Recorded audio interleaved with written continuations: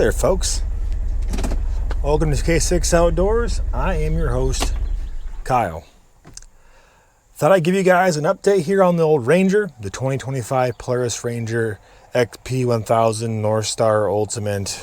You know, the name's 17 miles long. Thought I'd give you guys a nice little update here after it's got 1,000 miles on it and share my experiences so far. And like every other video that I disclaim, no, this is not sponsored. Bought this Ranger with my own money, unfortunately. Wish it was sponsored, but hey, that's not the case. Let's first walk around and go over just general condition, and I'm going to point out a few things we've added to the Ranger since I bought it. A couple of the items on here were sponsored, the Kemimoto stuff specifically. But let's walk around, take a look at the tires, overall plastic conditions, and then from there I'll give you guys kind of my problems I've had or not had, and then some other little things I've noticed with this. She's dirty. You know, it's getting used for Ranger things, a lot of gravel roads around here, a lot of rain, so things are muddy and dirty, but hey, that's what it's for. Just to show you guys inside the cab here. Turn the key on so you can see. Oh, Polaris, yeah, cool. Let's go to the odometer. We've got 1,044 miles on this thing. You guys can see that. And I believe it's around, I think, 64.6. Hopefully you guys can see that. 64.6 engine hours. It's a little under 65 engine hours. Just walk around the outside of it. All the plastics are in good, solid shape. Obviously, if I wiped it down or cleaned it up, you'd see a little bit better. But everything is in good working order. The tires are wearing nice and even. I don't have any bad camber. I know that's a problem some people have had. You know, I've still got the nubbies here on the outside, so it gives you an idea of how this is doing. And this sees more gravel than it does pavement, but I do drive around town on highways, so for having 1,000 miles on it, they're in really good shape. I do have the Ravic turn signal lights installed. Really like those. I will put some links down below if you guys want to check those out. Again, good even tire wear on the left side. Brakes are wearing pretty well. No concerns there. They don't squeak, don't growl, don't grind, whatever. I have added the Polaris mirrors to this. I know there are other options out there, but I personally liked how the Polaris ones looked, and they were super easy to install. Back tires, you know, have the OG original ones on it. Same story, no crazy camber, no inside crazy wear. They're doing tire things as you would expect. So far, I've been lucky, and I have not developed the dreaded crank seal issue. Obviously, aside from being dusty, no leaks back here. This thing is parked on concrete every night in the garage here, so I would see any leaks, but nothing so far, which is what you want to see, right? You're gonna walk around the back here. You've got the triangle here in the back for slow moving traffic required in Iowa. I have a Kemimoto bumper I put on the back. Yep, that was provided, but it's holding up really well. I'm happy with it. Put a little receiver hitch in here, so I can turn it upside down if I need to for more clearance. Then I have a little tongue I can mount stuff on for spraying the yard, etc. But again, nothing crazy there. The muffler is completely intact, no problems. I took out the little spark arrestor here to clean it out, and I just haven't put it back in, so it's running with that one at the moment. Then you're gonna walk around this side, nothing crazy. Tires are in good shape. All the decals are in good shape. Everything else is fine.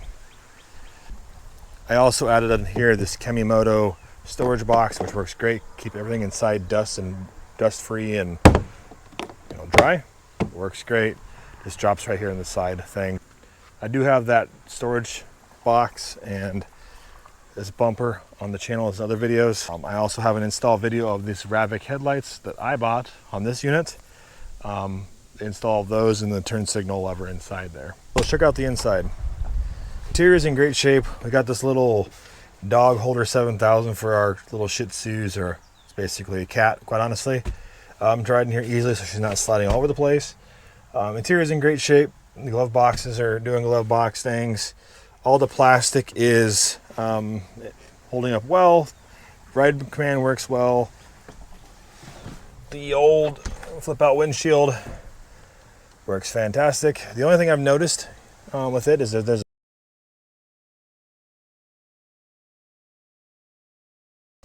I fully understand this thing's not a car, but there gets to be like literally a 1/4 inch gap there in the wintertime. I think it's because the gaskets are kind of sucking up.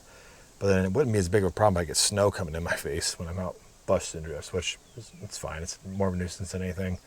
The only thing that I really have a complaint on the interior of is the shifter over here. Shifts super well, but when you have it in gear and going down the road at the right RPM, you hear a really weird rattling sound. I think it's because the shifter cable is loosened up some, and so then this can sit there and just rattle against the metal. We'll show you guys that here in a second. I'll show you guys what I'm talking about with the rattle.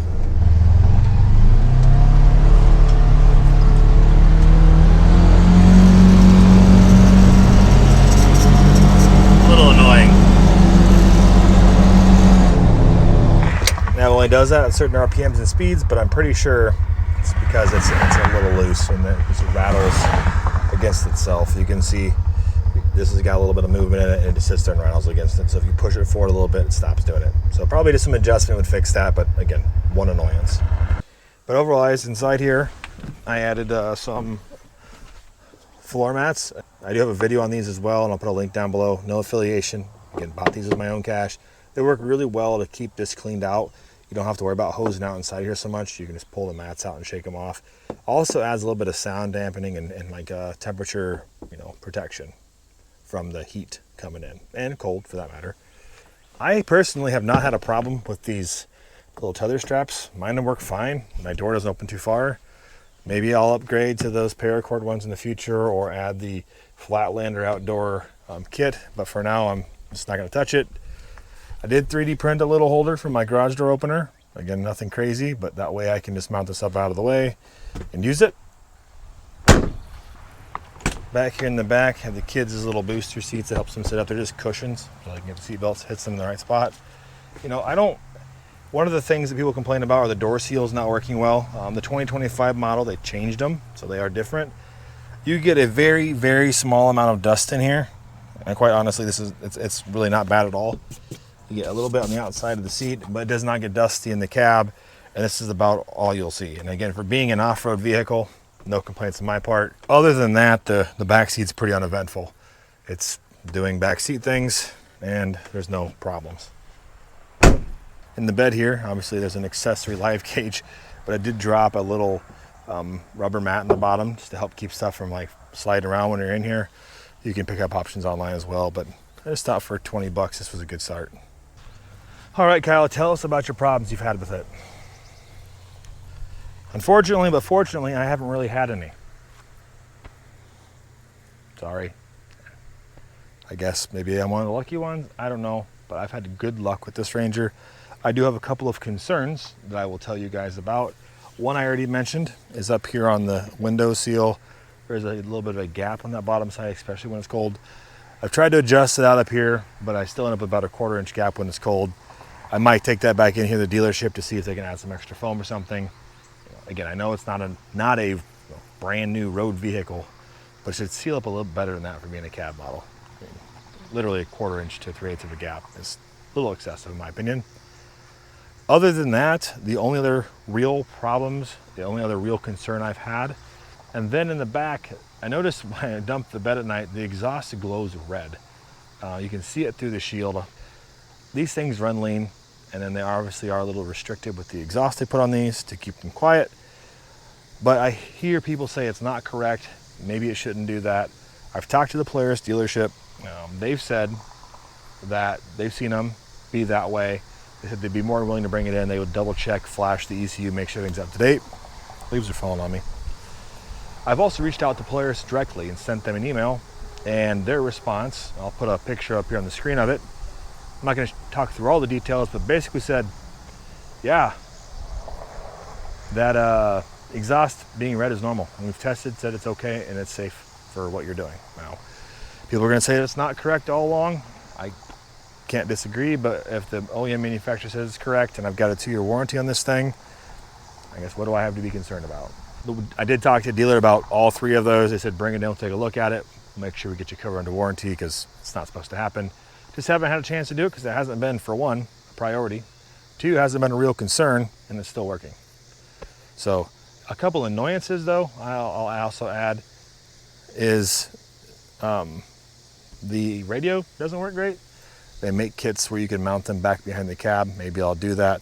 The challenge is just that I think where they place the actual transmitter is in a, not a great spot. So maybe I'll fix that in the future. I 9 times out of 10 listen to the actual Bluetooth or nothing, because I'm listening to my audio stuff on my phone, which works flawlessly. Never had a problem with the Bluetooth. The other annoyance I have here is the thermometer, or the temperature gauge for the outside temp. It's never right. It's mounted right behind the radiator, so it's getting the radiator heat blowing at it. So again, no surprise. Does it really matter? Absolutely not. You can stick your head out the window and find out if it's hot or not. Let's be honest with ourselves. I'm not saying it's the right attitude, but if you really thought the outside temp gauge is important, you could relocate it from right down here next to the radiator, move the holes up a couple inches, re-drill, and be done, and it'd be fine. But let's be honest with you, I'm not concerned about it because I don't really even look at it, except for when I do to make myself irritated. That's it.